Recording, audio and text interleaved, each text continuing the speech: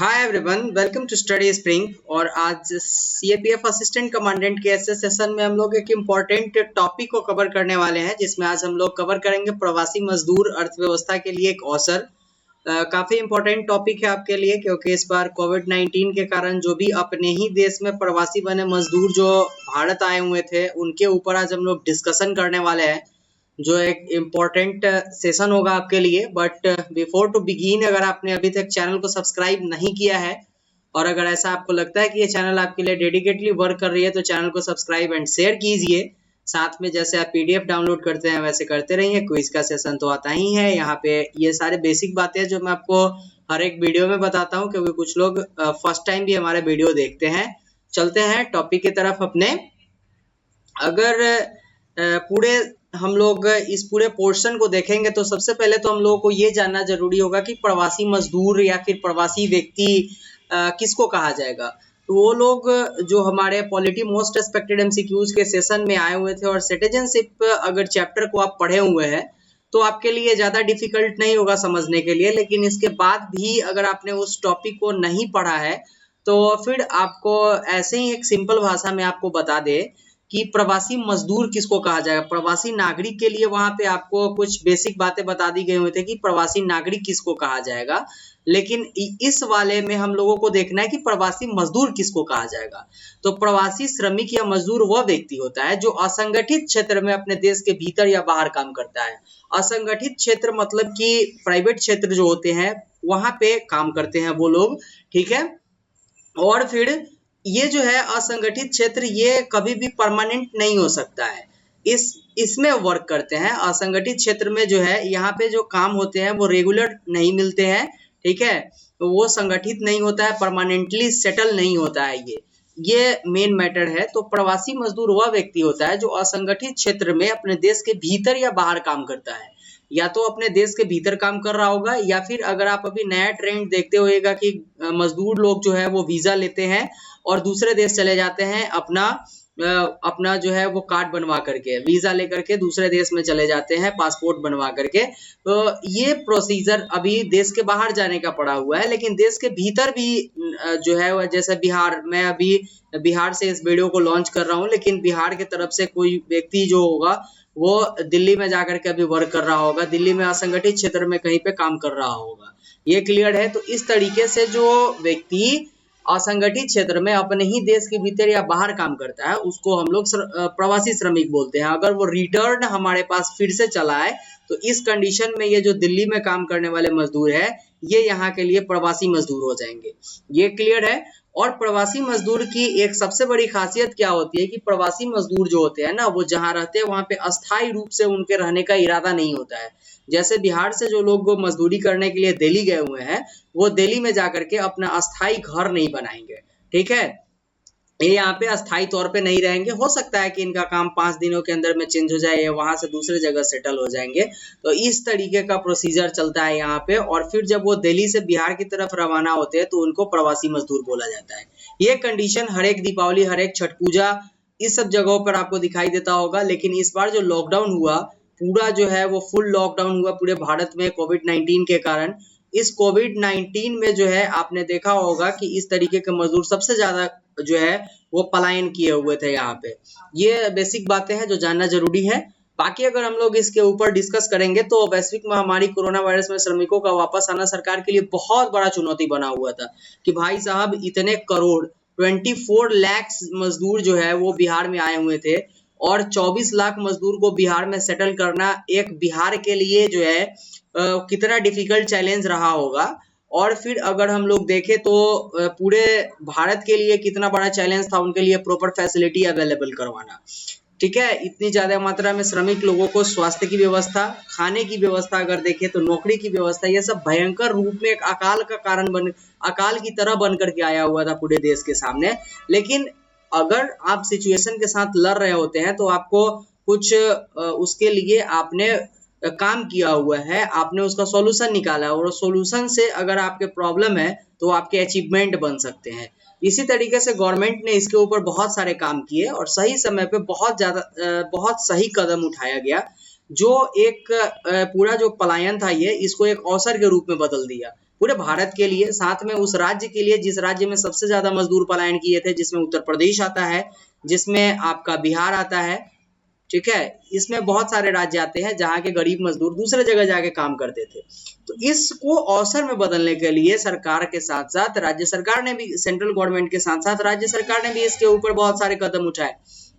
अब क्या हुआ कि पंजाब, हरियाणा, उत्तर प्रदेश में जो श्रमिक कार्य करते थे वो अपने मूल स्थान पर स्वतंत्र रूप से आकर के स्थापित हो सकते हैं, और फिर वो जो है वो अपने आप को स्थापित कर पाने में जो है वो सक्षम है अभी रिसेंट जो जिस राज्य में वो आए हैं वहां पे। इसके लिए गवर्नमेंट ने सबसे पहले क्या किया कि एमएसएमई के लिए सबसे पहले तो सस्ते लोन अवेलेबल करवाने का काम किया, जो हमारी प्रेजेंट के फाइनेंस मिनिस्टर श्रीमती निर्मला सीतारमन, उन्होंने इसके ऊपर स्टेप लिया। साथ में गवर्नमेंट ने देखा कि भाई साहब इतने अब सारे लोग को तो पेमेंट अवेलेबल नहीं करवाया जा सकता, प्रोसीजर लंबे होंगे, बैंक के ऊपर बहुत ज्यादा प्रेशर पड़ जाएगा लोन अवेलेबल करवाने में। तो भाई गवर्नमेंट ने क्या किया कि मनरेगा के काम को और ज्यादा स्पीड कर दिया। मनरेगा का काम स्पीड हुआ, इससे फायदा क्या क्या हुआ? मनरेगा का काम अगर स्पीड पकड़ेगा तो शौचालय का जो कार्य चल रहा है, ये शौचालय का कार्य बढ़ा। इसके साथ साथ अगर आप देखें तो आवास योजना का कार्य बहुत ज्यादा स्पीड हो गया। इसके साथ साथ प्रधानमंत्री ग्राम सड़क योजना जो था, इसका काम बहुत ज्यादा स्पीड में होना स्टार्ट हो गया। तो गवर्नमेंट ने ये मनरेगा के काम को बूस्टअप दिया, और इस बूस्टअप से जो है वो क्या हुआ कि कुछ जरूरी के काम जो थे वो काम जल्दी जल्दी होना स्टार्ट हो गया। और इसमें जितने प्रवासी मजदूर थे, लमसम लोगों ने यहाँ पे आकर के पार्टिसिपेशन दिया अपना, उनका जॉब कार्ड बना और यहाँ से उन्होंने काम करना स्टार्ट किया। अब क्या होता है कि एमएसएमई में छोटे मझले और लघु उद्योग वाले जो है इनको सरल लोन उपलब्ध कराया गया, सरल कनेक्टिविटी दिया गया। अब जैसे ही ये स्पीड बूस्टअप हुआ, यहाँ से हुआ क्या कि भाई प्रधानमंत्री ग्राम सड़क योजना में एक अलग से बूस्टअप आया, कनेक्टिविटी शहर के साथ होना स्टार्ट हो गया। अभी 3 महीने की मैं बात करता हूँ, 3 महीने में गांव से निकल करके कुछ ऐसे उद्योग हैं जैसे कि अगरबत्ती का उद्योग हो गया आपका, जैसे कि मशरूम का, अगर कृषि में अगर आप आइएगा तो मशरूम का व्यापार, इस तरीके से स्ट्रॉबेरी का व्यापार, ये सारे व्यापार इस लॉकडाउन में बढ़े। इसके साथ साथ अगर आप देखे होगा तो जूस निकालने का जो एक मशीन था, इससे छोटे स्तरों पर अभी रिसेंट में अगर आप देखिएगा तो गिलोय एक जो है वो गिलोय एनर्जी बूस्टर के रूप में, इम्यूनिटी बूस्टर के रूप में यहाँ पर देखा गया। और एमएसएमई में हुआ क्या कि छोटे छोटे उद्योग लगा करके इस गिलोय को जो है वो पैक करके बेचा गया, और ये डायरेक्ट मार्केट में बिकना स्टार्ट हुआ, जिससे ग्रामीणों को या फिर जो इसमें श्रमिक लोग काम करते थे उसको ज्यादा फायदा हुआ। ये बेसिक की बातें हैं जो पूरे बूस्टअप किया इसको। अब आएंगे अगर हम लोग इसके ऊपर, तो मनरेगा के तहत कामों और श्रमिकों की संख्या में बहुत ज्यादा वृद्धि कर दी गई है, जिससे सरल काम उपलब्ध हुआ किसान जो मजदूर इसमें काम करेंगे उसको। और क्या हुआ, ये सारी चीजें तो हम लोगों ने देखा ही। अब इसमें जो मनरेगा में काम करेंगे उसको तो तत्काल पैसा मिलेगा, क्योंकि मनरेगा में काम करने के लिए पैसे मिलते हैं यहाँ पे, और एवरी डे का जो पैसा होता है वो काउंट किया जाता है उनके लिए। बाकी इसमें क्या हुआ कि राज्य में काम करने वाले श्रमिक ज्यादा कौशल प्राप्त होते हैं, तो गवर्नमेंट ने देखा कि भाई इस स्थिति में किया जाए, तो इस स्थिति में ऐसा काम किया जाए जिससे इनके कौशल का फायदा उठाया जाए। तो इनके कौशल के फायदा के लिए क्या किया गया कि जो इनके पास स्किल है उसको लेकर के एमएसएमई को तो बढ़ावा दिया ही गया कि वो यहीं पे आकर के उद्योग करना स्टार्ट करे, या फिर छोटे छोटे उद्योग लगाएं, जिससे पार्टिकुलर जो राज्य है, जिस राज्य से वो बिलोंग करते हैं उसका जीडीपी बूस्टअप करे, और साथ साथ पूरे देश का जीडीपी बूस्टअप करे, क्योंकि आज माइनस में है पूरे देश का जीडीपी, पूरे माइनस में चलता हुआ जा रहा है देश का जीडीपी। अब इसके लिए गवर्नमेंट ने बहुत सारे योजनाएं बनाई, जिसमें गरीब कल्याण योजना था, मजदूर अनुदान योजना था, ठीक है, मजदूर अनुदान योजना था। ये सारे जो बेसिक योजनाएं जो गवर्नमेंट ने लॉन्च किया है, इसके बारे में थोड़ा थोड़ा आपको जानने की जरूरत है, क्योंकि पूरे ऐसे में हम लोग केवल उसी टॉपिक को, उसी चीज को कवर कर रहे हैं जो रिलेवेंट है आपके ऐसे के लिए, क्योंकि मात्र 300 वर्ड में आपको सारे चीज को लिखना होता है, और वही चीज लिखना होता है जो इंपॉर्टेंट होगा, तो केवल हम उसी को कवर करते हैं। बाकी अगर कंक्लूजन के ऊपर आएंगे तो देखेंगे हम लोग कि आज सरकार को ऐसी योजनाओं के साथ साथ श्रमिकों के कौशल और प्रशिक्षण देने तथा प्राइवेट सेक्टरों को में भी ध्यान देने की ज्यादा जरूरत है। अब मान लिया कि गवर्नमेंट जो है वो मनरेगा के लिए जरूरी है 300 श्रमिकों का, और आए हुए हैं यहाँ पे करोड़ों की संख्या में श्रमिक, तो करोड़ श्रमिकों से जो है इस काम को अगर करवाया जाएगा जो 2 दिन में खत्म होने वाला होगा, तो ये तो मिनट भी नहीं लगेगा इस काम को खत्म होने में। ठीक है। तो और ऐसे में गवर्नमेंट के ऊपर भी प्रेशर पड़ेगा, तो प्राइवेट सेक्टर जो बचा हुआ है उस प्राइवेट सेक्टर में जो है वो थोड़ा सा गवर्नमेंट को ध्यान देना होगा। इसमें श्रमिकों को जिस तरीके से हटाया गया, उनको बेरोजगार कर दिया गया, उसके ऊपर थोड़ा सा ध्यान देने की जरूरत है कि फिर से वो जो है वो उसी जगह पे काम करे और उनको हटाया नहीं जाए, इस तरीके की बात है। और जो उनका जो देखे तो स्किल है, उस स्किल के रिलेवेंट उनको वर्क दिया जाए या फिर उससे रिलेटेड उद्योग लगाया जाए जिसमें वो आसानी से अपने ही जगह पे रह के काम कर सके। ये इम्पोर्टेंट है, क्योंकि अगर उनको आधारभूत जो आवश्यकताएं हैं अगर वो अवेलेबल नहीं करवाया जाएगा तो चोरी डकैती भी बढ़ सकती है पूरे देश में। तो इसलिए गवर्नमेंट को ज्यादा जो है वो ध्यान देने की जरूरत है इसमें, जिसमें ग्रामीण कुटीर उद्योग, हथकरघा, हस्तशिल्प, कृषि उद्योग, ये सबको और ज्यादा सरल करने की जरूरत है। इसमें जो लोन अवेलेबल हो वो सरल तरीके से हो, कनेक्टिविटी जितना सिंपल किया गया हुआ है उसमें आप और ज्यादा फैसिलिटी अवेलेबल करवाएं, इनको टैक्स फ्री कर दें। इन सारे चीजों को अगर आप करके लाइएगा तो जो श्रमिक जो काम करने के लिए आए हुए हैं उनको इसका बेनिफिट दिखेगा।